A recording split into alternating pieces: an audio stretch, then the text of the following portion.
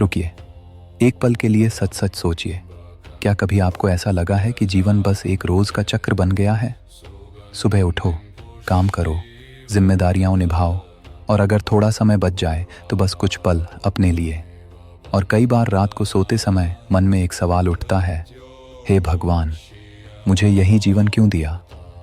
कभी आपने भी सोचा होगा, क्या मुझे हक नहीं है अपने सपनों को पूरा करने का? एक अच्छा घर, सम्मान, सुकून। लेकिन जब चीज़ें हमारे अनुसार नहीं होती तो हम सोचते हैं कि शायद भगवान ने हमारे साथ न्याय नहीं किया। लेकिन एक बात कभी सोची है, जिस भगवान से हम शिकायत करते हैं, क्या उनका जीवन वास्तव में आसान था? भगवान श्री कृष्ण को देखिए, उनका जन्म कहाँ हुआ?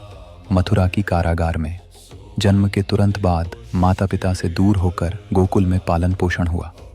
बचपन साधारण ग्वाल बालों के साथ बीता, और आगे चलकर उन्हीं के जीवन में महाभारत जैसा धर्म युद्ध हुआ, और अंत में उन्होंने भी पृथ्वी पर अपनी लीला समाप्त की।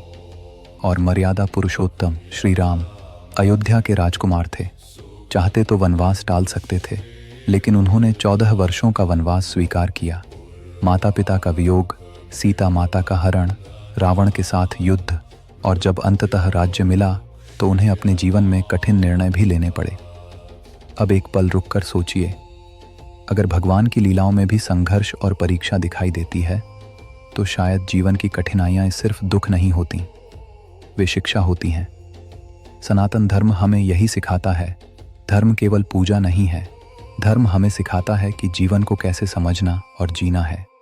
जब भगवान ने भी संघर्ष के माध्यम से हमें मार्ग दिखाया, तो हम तो साधारण मनुष्य हैं।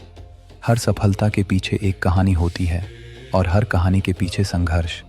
इसलिए अगली बार जब जीवन कठिन लगे, तो खुद से एक सवाल पूछिए, ये घटना मुझे क्या सिखाने आई है? अगर यह बात आपको भीतर तक महसूस हुई हो तो कमेंट में लिखिए, मैं सीख रहा हूँ। और अगले वीडियो में हम समझेंगे कि ग्रहों के गोचर के अनुसार हमारे जीवन में आने वाले विचार, निर्णय और घटनाएं कैसे प्रभावित होती हैं।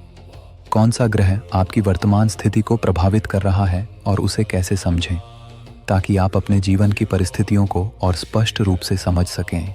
मिस्टिक सूत्रा को सब्सक्राइब कीजिए, क्योंकि अगली बार हम जीवन के इन रहस्यों को ज्योतिष के दृष्टिकोण से समझेंगे। जय श्री राम।